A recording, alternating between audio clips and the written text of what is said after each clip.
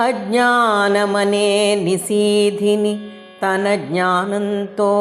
రూపుమాపే, జీవం లేని రాతి శిలలను శిల్పాలుగా మలచి, విద్యార్థుల భవిష్యత్తుకై బంగారు బాటలు వేసి, దారి మరలిన జీవితాలను బెత్తంతో సరిచేసి, నేటి బాలలను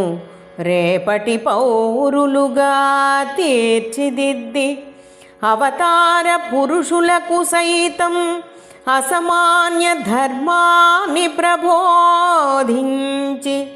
ఉన్నత లక్ష్యాలను సాధించడానికి ప్రేరణ కలిగించి,